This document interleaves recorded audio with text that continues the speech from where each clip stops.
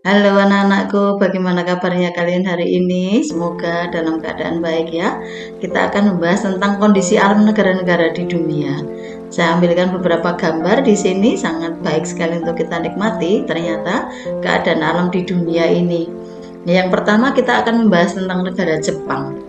Jepang ini letak astronomisnya ternyata berada pada 30 derajat lintang utara sampai dengan 47 derajat lintang utara. Jadi space-nya hanya 17 derajat ya. Kemudian bujurnya berada pada 128 derajat bujur timur sampai 146 derajat bujur timur. Kalau dari lintangnya tadi berarti Jepang ini memiliki dua iklim, yaitu iklim subtropis ya, dan juga iklim sedang. Nah, musim yang mereka alami adalah musim semi, musim panas, musim gugur, dan musim dingin. Musim semi ini terjadi pada sekitar bulan Maret dan ditandai dengan munculnya tumbuh-tumbuhan. Ini ada bunga plum, contohnya begini. Kemudian juga ada bunga sakura. Biasanya pada masa-masa begini banyak wisatawan datang ya. Kemudian musim panas ini terjadi sekitar bulan Juni. Suhunya bisa mencapai 35 derajat Celcius, tinggi sekali, dan kelembapannya 90 derajat. Karena ini kaitannya Jepang berada di sekitar wilayah perairan yang luas ya, sehingga kelembabannya tinggi pada musim panas. Musim gugur ini terjadi sekitar bulan September. Nah, ini ditandai dengan banyaknya binatang yang mengumpulkan makanan untuk memasuki musim dingin, untuk persiapan hidup di musim dingin. Kemudian musim dingin ini terjadi pada sekitar bulan Desember. Ini suhunya bisa mencapai minus 20 derajat Celcius, ini dingin sekali. Terjadi di Pulau Hokkaido di sini ya, karena sudah wilayah sedang tadi ya. Kemudian kalau dilihat dari pulau-pulaunya, ada 4 pulau besar yang terdapat di Jepang. Ini dari paling utara ini adalah Pulau Hokkaido, di selatannya Pulau Honshu yang paling besar ini. Kemudian di selatannya lagi ada Pulau Shikoku dan di selatannya lagi ada Pulau Kyushu ya. Nah, ibu kota negara Tokyo ini berada di Pulau Honshu ya. Ini kemudian ini ada kota-kota penting, Nagoya, Osaka, Yokohama. Ini kota-kota penting nanti. Kemudian untuk lautannya, sebelah baratnya ini adalah Laut Jepang, sebelah timurnya adalah Samudra Pasifik, di sebelah selatannya di sini ada Laut Filipina, dan baratnya di sini ada Laut Cina Selatan ya, seperti itu. Kemudian untuk daratannya berbatasan dengan Rusia, Korea Utara, dan Korea Selatan. Oke. Kemudian untuk bentuk muka bumi Jepang bagaimana? Dari peta ini saya lihatkan gambar kalian bahwa penuh diwarnai dengan warna kuning sampai coklat. Ini menandakan bahwa 70% dari negara Jepang itu berupa pegunungan. Ya, lihat ini untuk legendanya, semakin ke atas ini semakin tinggi ya, semakin tinggi. Kemudian 30%-nya itu berupa daratan ya, bisa dipahami dari peta ini. Dataran terbesar itu terdapat di dataran Kanto, wilayah Tokyo di sini tadi ya, Pulau Honshu. Kemudian Kinai Plain itu Osaka, Kyoto tadi juga masih di Honshu. Nobe itu Nagoya juga masih di Honshu. Echigo di Honshu juga, Sendai Honshu timur laut sebelah sini ya. Itu dataran yang besar ya. Kemudian dataran yang relatif kecil luasnya itu ada di Hokkaido, dan ini menjadi pusat aktivitas penduduk ya. Kemudian secara geologi bagaimana? Ternyata Jepang itu merupakan bagian dari cincin api dunia atau Ring of Fire. Di sana terdapat kurang lebih 192 gunung api. Salah satunya adalah Gunung Fuji. Ini ketinggiannya 3.776 meter. Nah, 25% wilayah negara ini tertutup lapisan vulkanik karena ketika gunung api ini ada aktivitas magma meletus, maka di situ akan mengeluarkan material-material vulkanik yang akan bisa menutupi permukaan bumi dari Jepang ya.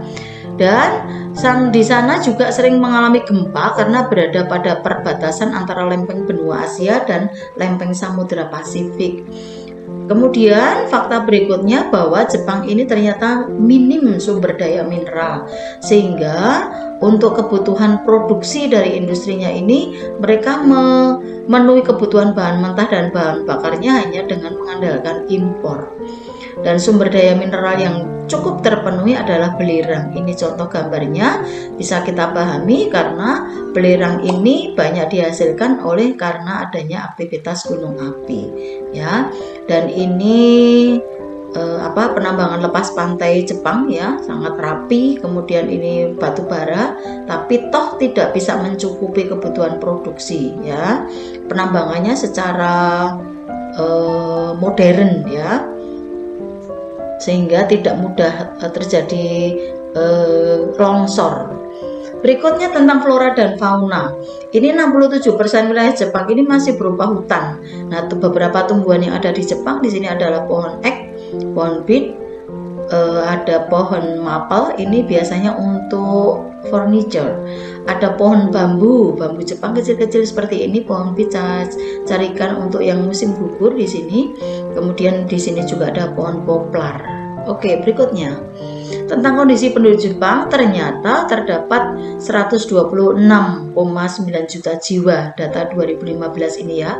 Angka kelahirannya relatif rendah sehingga jumlah penduduk itu menurun. Pertumbuhannya malah minus 0,1%. Sedangkan jumlah penduduk usia lanjutnya bertambah karena kesehatannya baik ya. Ini. Nah, dari penduduk juga ini terdapat beberapa etnik Jepang sendiri 98,5%, etnik Korea 0,5%, Cina 0,4%, dan lainnya ini 0,4%. Agama Shinto ini 83,9%, Buddha ini 1,4, bukan 71 ya, 1,4%, Kristen 2%, dan lainnya ini adalah 7,8%. Nah, ini penduduk Jepang ini memiliki skill yang tinggi sehingga industrinya menggunakan teknologi yang modern ya. Meskipun pertanian secara modern ini dilakukan secara modern sehingga hasilnya lebih baik ya. Kemudian usia harapan hidup untuk wanita ini 86 tahun, laki-laki 79 tahun, dan ini merupakan angka tertinggi di dunia. Ini menandakan bahwa penduduk negara-negara Jepang itu mempunyai kebiasaan hidup yang sehat dan juga pelayanan kesehatan yang baik.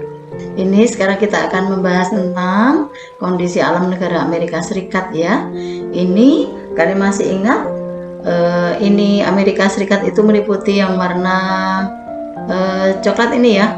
Ini coklat muda dengan ini yang negara yang terpisah, Alaska di sini ya. Dari wilayahnya meliputi ini. Nih, kemudian batas-batasnya kalian masih ingat ya? Di sini adalah Samudra Atlantik, di sini ada Samudra Pasifik ya. Kemudian di sini ada Teluk Meksiko, kemudian ada yang keliru menjawabnya ya. Kemudian di sini sebelah utaranya ini berbatasan dengan Kanada di sini ya. Oke. Kemudian kalau kita lihat secara keseluruhan ya, di sini Amerika Serikat itu meliputi yang warna biru tua ini 1, 2 di sini ya. Oke, beberapa kenampakan alamnya ada seperti ini ya, penduduknya. Oke, berikutnya ini adalah tentang lokasi dan iklim negara Amerika ya. Letak astronomisnya itu antara 24 derajat 33 detik lintang utara sampai 70 derajat 23 detik lintang utara, dan 172 derajat 27 detik bujur barat sampai 66 derajat 51 detik bujur barat. Batas-batasnya bisa kalian ingat-ingat lagi, sudah Bu Guru jelaskan ya tadi. Kemudian negara bagian yang terpisah dari Amerika Serikat itu adalah Alaska ya. Ini Kemudian untuk ciri-ciri iklim kontinental, ini untuk di Eropa Timur saya kira juga sama dengan untuk di Amerika. Ini memiliki ciri-ciri yang musim dingin yang lebih panjang. Ini. Kemudian untuk ciri iklim Mediterania, ini tipe iklim Mediterania ini adalah pada musim dingin itu musim dingin yang basah dan musim panasnya musim panas yang kering. Oke, Amerika Serikat iklimnya itu adalah iklim kontinental karena berupa daratan yang luas, kemudian iklim sedang, kemudian iklim Mediterania, iklim subtropik, dan iklim dingin. Nah, secara umum Amerika Serikat memiliki 4 musim, yaitu 4 musim semi, musim panas, gugur, dan dingin. Kemudian dilihat dari bentuk muka bumi. Amerika Serikat terdiri dari rangkaian pegunungan besar, ada pegunungan Rocky atau Rocky Mountain. Ini terdapat di bagian barat Amerika Serikat, dan pegunungan Appalachian ini di Amerika Serikat bagian timur. Bagian tengahnya ini terdapat Great Plains, ada sungai Mississippi yang merupakan sungai terpanjang kedua di Amerika Serikat setelah sungai Missouri. Kemudian ada bagian utara, ini terdapat sejumlah danau besar atau Great Lakes. Ini ada Danau Michigan, Danau Huron, Danau Superior, Danau Erie, dan Danau Missouri.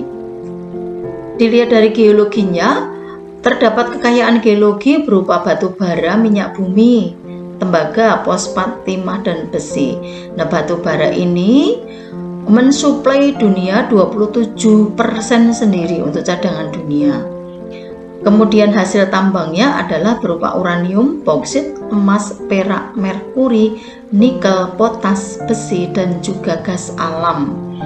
Nah, di Amerika Serikat juga terdapat dataran yang subur.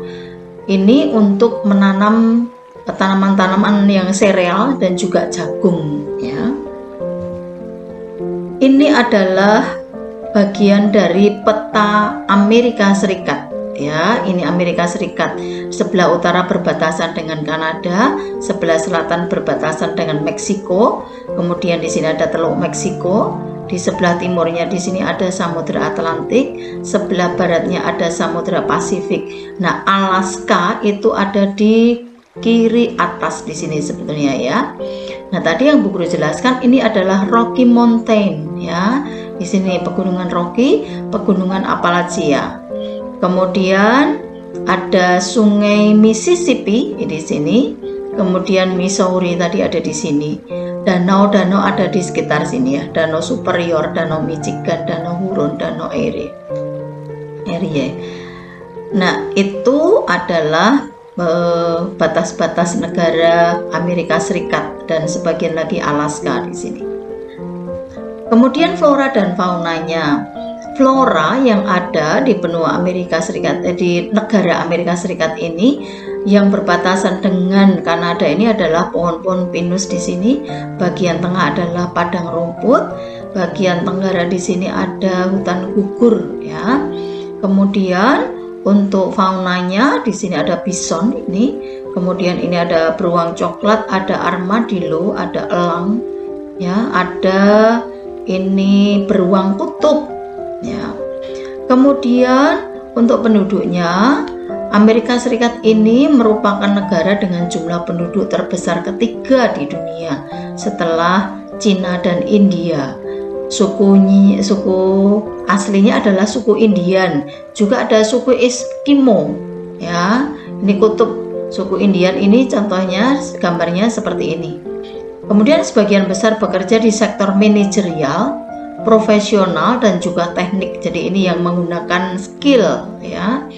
Yang bekerja di sektor pertanian ini hanya 0,7%, tetapi 0,7% ini pertanian dilakukan secara modern sehingga hasilnya baik. Kemudian ini saya berikan penggambaran tentang pertanian di Amerika dan juga ini pertanian di Indonesia. Bedanya sangat jauh sekali. Misalnya pada musim tanam ini Di Amerika ini menggunakan teknologi mesin modern seperti ini, satu orang bisa mengerjakan beberapa hektar dalam waktu yang cepat, hasilnya baik. Di Indonesia dalam satu petak tanah bisa dikerjakan beberapa orang dan hasilnya mungkin lebih baik, pasti lebih baik daripada yang ini yang menggunakan mesin. Ini pasti lebih baik ya, biayanya juga lebih besar ini. Kemudian untuk pemanenannya ini menggunakan mesin seperti ini, semuanya langsung bersih. Sedangkan Indonesia ini menggunakan banyak tenaga ya, kemudian nanti barangkali banyak yang malah terbuang di sini ya. Proses penanaman maupun pemanenannya sudah beda jauh. Kemudian dalam perawatannya mereka juga menggunakan teknologi digital sehingga tahu persis kebutuhan dari tanaman itu apa saja, apa yang harus dilakukan supaya hasilnya baik. Nah, kita sebagai generasi muda hendaknya belajar pertanian Indonesia itu harus dimajukan, dibuat maju sehingga bisa menghidupi seluruh rakyat Indonesia ya. Maka kita perlu banyak belajar dari negara lain. Saya kira itu anak-anakku, mudah-mudahan bisa berguna ya untuk pemahaman kalian, dan terima kasih sudah memperhatikan video ini.